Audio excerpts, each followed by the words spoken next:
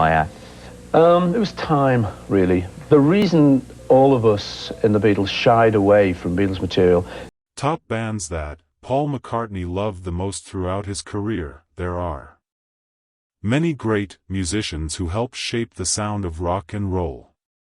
Sir Paul stands out. McCartney is at the very top of that stone face. And this one, the famous lead singer of Beatle Wings and a superstar solo artist who has spent more than 6 decades making some of the most beloved songs in history, and you think that's what it's all about, fame. But even heroes in music have their own behind that famous smile, and what seems like an endless supply of song is a die-hard music fan with great taste and a deep respect for other artists. While Paul kept up a diplomatic public persona, those close to him have seen him show true musical appreciation, which shows what truly moves the man who inspired generations.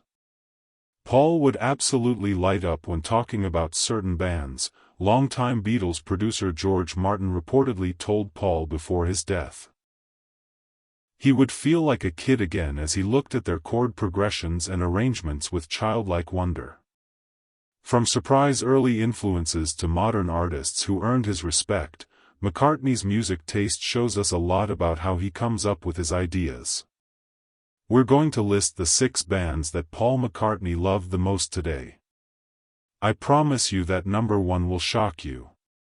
Better 6. The Boys from the Beach. The Beach Boys from the United States are number 6 on our list.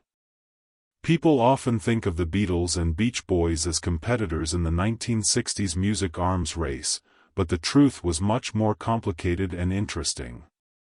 Paul is said to have discovered the Beach Boys songs for the first time in 1963, just as Beatlemania was taking off.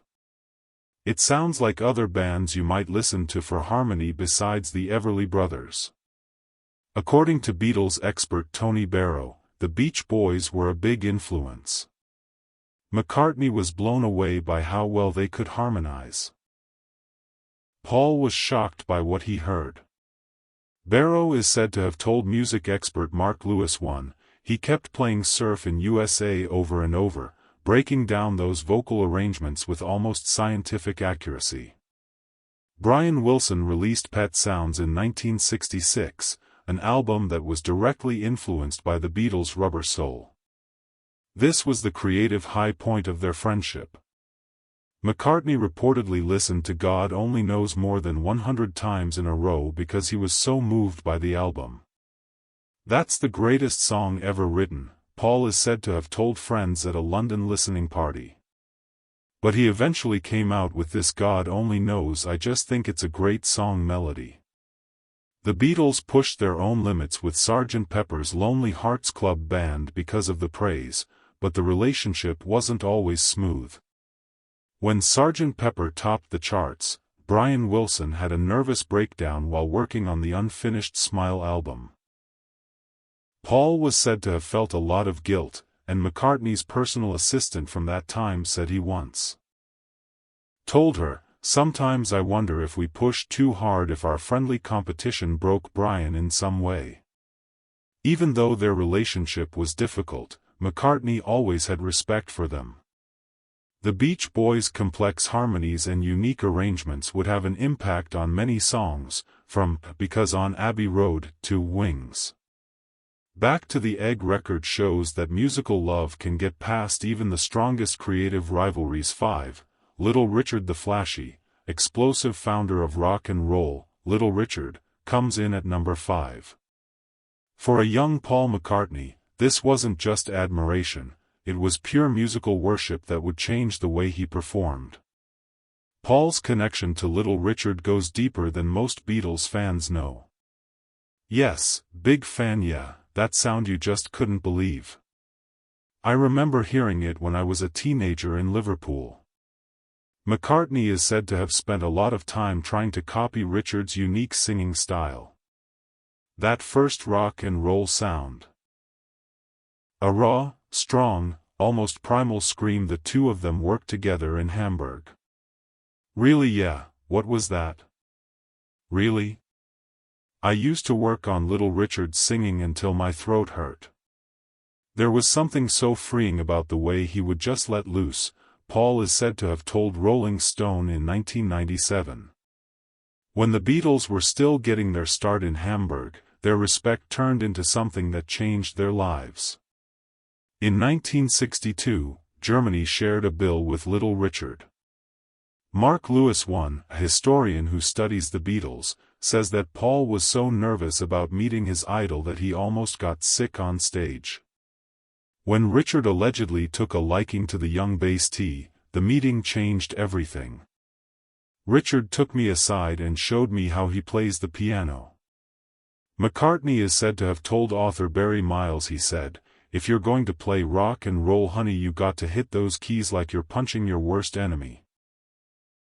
I will never forget that the musical impact is clear in McCartney's most honest vocal performances, from "I'm Down" to "Oh, Darling" to "Maybe I'm Amazed." That famous Little Richard scream became one of Paul's secret vocal weapons, which he used at key times to make people feel the most. The Everly Brothers are number 4.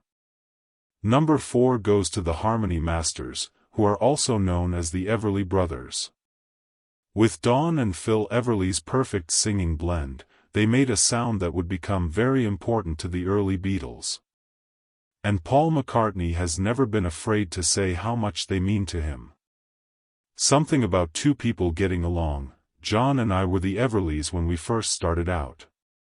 A lot of people, the Everly Brothers were the first artists who showed me how two voices can sound like one. Paul is said to have told BBC Radio in 2014, "When John and I first started singing together, we were trying to be the Everlys. There's no point even pretending otherwise." Paul fell in love with singing when he was only 15 years old. Pete Shotton, a childhood friend, says that McCartney would spend the whole weekend with a portable record player carefully studying how the brother would sing on hits like "Bye Bye Love" and "Wake Up Little Susie." It is said that he became obsessed with how their voices seemed to tremble at exactly the same frequency, making that signature Everly shine. What really made this impact stand out was how directly it affected the sound of the Beatles. Early hits like "Please Me" and "From Me to You" have clear Everly DNA in their close harmonies. During their first Abbey Road session, Paul is said to have told producer George Martin that he and John had practiced Everly-style harmonies for 2 years before they even tried to record. The love wasn't just musical, it was very emotional. In 1963, when the Beatles were having trouble adjusting to their newfound fame, Paul is said to have asked Don Everly for help on how to deal with it. Tony Barrow, a Beatles member, says Don's advice on how to stay true to your art despite pressures from the business world became a theme for McCartney throughout his career. 3. Chuck Berry. This is the third guitar player on our list who really created rock and roll. Hey, Chuck Berry, bring his guitar and a gunny sack with you. Many people know Berry as the duck-walking pioneer who formed the language of rock music, but not many know how much he changed Paul McCartney's way of writing songs and playing bass. Chuck Berry is the whole package. He's the only person I'd ever say might be better at telling a story through song than I am. Paul is said to have told a shocked reporter in 1999 his songs were like short books that could be read in 3 minutes. I worked hard early in my career to write a song as good as Memphis, Tennessee. Paul first became interested in music when he was 14 years old and heard Rollover Beethoven blasting from a Liverpool record store. Ivan Vaughan, McCartney's childhood friend, says that Paul became so obsessed with Berry's exact diction and story-driven songwriting that he would write down Chuck's lyrics word for word in a special notebook and think about how each verse moved the story along. This impact was most noticeable in McCartney's character-driven songs, such as "She's Leaving Home" and "Penny Lane Elalina Ribby." In the spirit of Berry, they all made characters and stories with lots of depth. But the link was more than just lyrics. Musicians who play bass and know both artists have said that McCartney's use of melodic countermelodies built on Barry's strong rhythmic patterns. Music, is that you? When the two stars finally met backstage at a London concert in 1972, things took a dramatic turn in their friendship. Witnesses say Barry first thought McCartney was one of those English invasion guys before realizing who he was talking to. When Paul allegedly started reciting obscure lyrics from Barry's lesser-known songs, Chuck was clearly moved and is said to have told his manager afterward, "Beatle knows my catalog better than I do." Too beloved Elvis. The second person on our list is none other than the king himself, Elvis Presley. Admiration for music wasn't enough for Paul McCartney. It was the spark that started his whole career and shaped his basic idea of what a rock star could be. Music, Elvis is why I do what I do, Paul is said to have said in private at Abbey Road Studios in 1968. The first time I heard Heartbreak Hotel, I literally couldn't speak for an hour afterward. That moment was like being hit by lightning. I knew exactly what I wanted to do with my life. Later, in LA, we had a great time with Elvis Presley. According to McCartney's Liverpool friend Billy Kinsley, the obsession began when Paul, then 14, saw Elvis on TV for the first time in 1956. The next day, Paul went to school with his hair pulled back and tried to curl his lip like his new hero. He was crazy. Kinsley is said to have remembered that he wasn't just copying Elvis, he was trying to take in all of his spirit. What really made this impact stand out was how completely it changed Paul's view of performance. Elvis McCartney had only been interested in playing music before. After Elvis, he realized that the performer's swagger, charm, and sense of danger were just as important as their voice. He would use this realization to create a magnetic stage image with the Beatles and Wings. Things took a big turn for the worse when the Beatles finally met Elvis at his home in Barre in 1965. Tony Barrow, a Beatles help who was there, said that Paul was unusually speechless when he first met Elvis. It may have been the only time in McCartney's life that he looked truly shocked. Barrow is said to have remembered that he kept nodding and saying "Gear" over and over. Number 1, Buddy Holly and the Crickets. And finally at number 1 is Buddy Holly and the Crickets, the band that had the most impact on Paul McCartney of any other. Music. Not only did people admire Buddy Holly, he set the tone for what the Beatles would become. Without him, there would be no Beatles. That easy. Buddy Holly, right? That day would come. Is that real? Yes, most of the stars back then were pretty good-looking men. Ellen B. Yeah, Paul is said to have said in his Rock and Roll Hall of Fame speech, "Everything we did in the early days was our attempt to be the Crickets." The name Beatles came from our love of sports.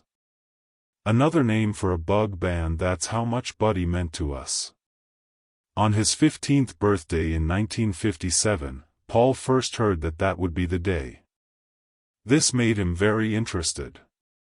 Mike McCartney, Paul's brother, says that Paul played the record until the grooves were almost worn out, carefully studying Holly's hiccuping singing style, his innovative guitar work, and most importantly, how he wrote songs. Buddy blew my mind because he had everything. Paul is said to have told author Barry Miles he wrote the songs, sang them, played lead guitar, and was in charge of the band. That was new and exciting at the time. And it showed me what was possible. It had an effect on a lot more than just music. Holly's signature horn-rimmed glasses are said to have been worn by Paul. Looking for a time in Hamburg, and even used his connections to buy the publishing rights to Holly's song catalog in 1976, not for money but to make sure the material would be safe and respected. I felt I owed him that. McCartney supposedly told me his music made me grow up. It was the least I could do to keep it safe. Paul McCartney's genius was built on the music of these 6 artists, from the Beach Boys' harmony to Buddy Holly's complete vision. We should remember that even legends are built on what came before because he was willing to recognize these influences. Don't forget to like the video, share your thoughts in the comments and subscribe to stay updated with our latest stories.